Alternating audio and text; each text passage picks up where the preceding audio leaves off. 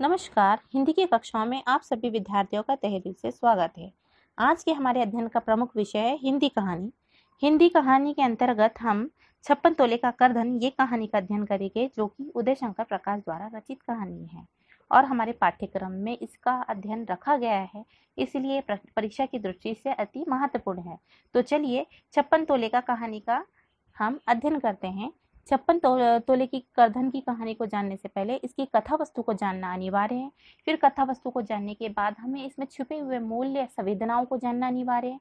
फिर इस कहानी का उद्देश्य क्या है ये जानना अनिवार्य है, क्योंकि ये पाठ्यक्रम की दृष्टि से बहुत उपयोगी है और इस तरह के क्वेश्चन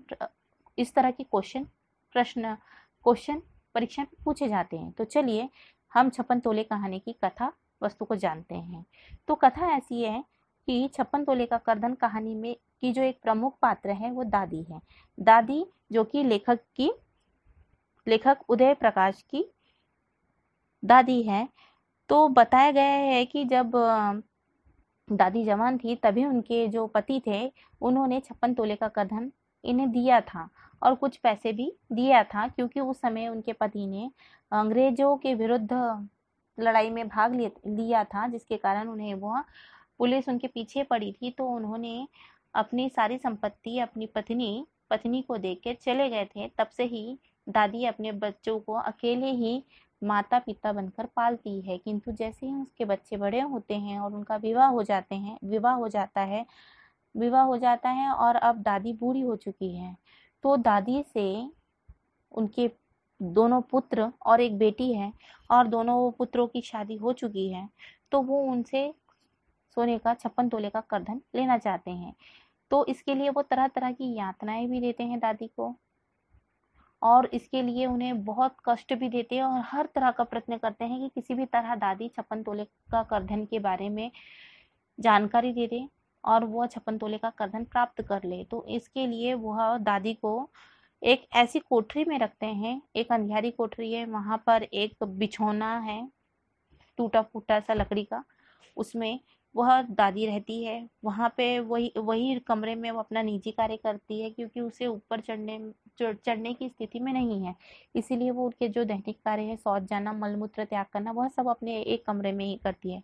महीनों बीत जाते हैं, उसको कोई देखने नहीं जाता उस कोठरी में, ना उनके पुत्र ना ही उनकी पुत्री। और कभी जाते हैं तो बस इतने ही कहते हैं और इतने ही पूछते हैं अपनी अम्मा से कि 56 तोले का कहाँ रखी हो दादी, दी ने करधन कहाँ रखा है, ऐसा पूछते हैं। या अम्मा 56 तोले का करधन कहाँ रखा है, बता दो, हम इस तरह की परेशानी से जूझ रहे हैं, तो हमें 56 तोले का करधन बता दो, करधन कहाँ रखा है, यदि मिल जाएगा तो हमारी सारी समस्या दूर हो जाएगी। तो इस तरह का जो हर तरह का प्रश्न, चाहे वो ओझा से संबंधित हो या पूजा पाठ से, हर तरह का प्रयत्न उसकी दोनों बहुएं करती है, किंतु दादी माँ करधन का पता नहीं बताती। बस वो यही बोलती कि मुझे नहीं पता, मेरे पास था ही नहीं करधन।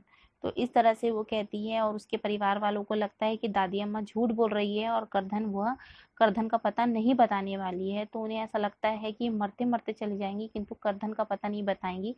इसलिए वो उन्हें बहुत तरह की यातनाएं, हर तरह की कष्ट यातनाएं देती, किंतु वो दादी माँ करधन का पता नहीं बताती है। और एक दिन ऐसा आता है कि उन्हें अपनी कोठरी में ही उनकी स्थिति इतनी खराब हो जाती है और वो बीमार पड़ जाती है और उन्हें दस्त लग जाते हैं। दस्त के कारण, बीमारी के कारण एक दिन उनकी मृत्यु हो जाती है और करधन का पता नहीं चल पाता है।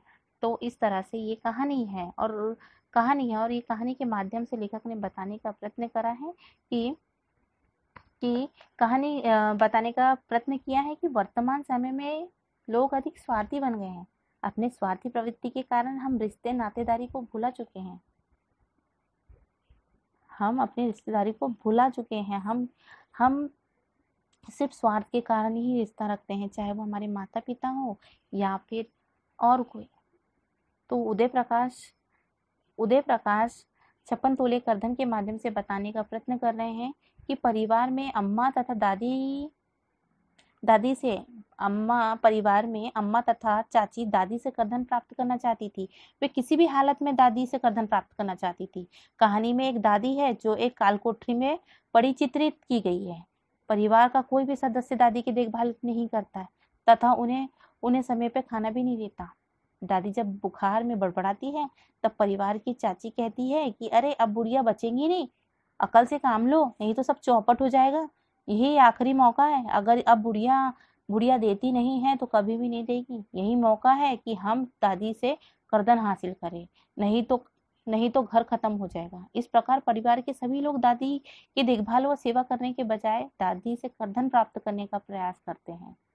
तो इस कहानी का मुख्य उद्देश्य निम्न परिवार के लोगों की स्वार्थ प्रवृत्तियों पर प्रकाश डाला गया है और वर्तमान समय के स्वार्थी रिश्ते या संबंधों पर चोट करना है, साथ ही वृद्धावस्थाओं की यातनाओं को भी उजागर करना है। इस प्रकार ये कहानी में लेखक बताना चाहते हैं कि किस तरह से आज का जो समाज है, आज हमारा वर्तमान समाज में इस तरह की स्थितियां प्रचलित है कि हम आज अपने बूढ़े बुजुर्गों की देखभाल नहीं करते हैं, ना ही उनकी हम सेवा करते हैं। सिर्फ हम जब तक वह हमें देते हैं तब तक ही हम उनका आदर सम्मान करते हैं, किंतु जिस दिन वह बैठ जाते हैं, बैठ जाने का मतलब किसी भी तरह का कोई आर्थिक मदद नहीं करते हैं, आर्थिक सोर्सेस से कहीं से भी पैसा नहीं आता है, तो हम उन्हें बोझा मानने लगते हैं और हम उन्हें एक बोझ की तरह देखते हैं।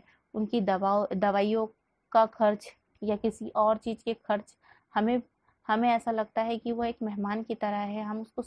हम उनके साथ इतना गलत व्यवहार करते हैं कि ऐसा लगता है कि वो हमारे माता पिता नहीं बल्कि कोई और है। तो इस कहानी में बताया गया है कि हम आज का समाज किस तरह से अपने बूढ़े बुजुर्गों के साथ व्यवहार करता है, सिर्फ स्वार्थ के कारण ही उसे अपना समझता है और स्वार्थ के कारण ही उन्हें अपने साथ रखना चाहता है, प्रॉपर्टी के कारण, धन के कारण, घर संपत्ति के कारण। जब तक माता पिता के पास धन संपत्ति और प्रॉपर्टी रहती है तब तक हम माँ बाप हमारे हैं कहते हैं, किंतु यदि उनके पास कुछ नहीं रहते हैं तो हम कहते हैं बच्चे माँ बाप को बांट देते हैं। ऐसे बहुत से एग्जाम्पल है जो कि अभी बागवन पिक्चर है उसमें भी दिखाया गया है।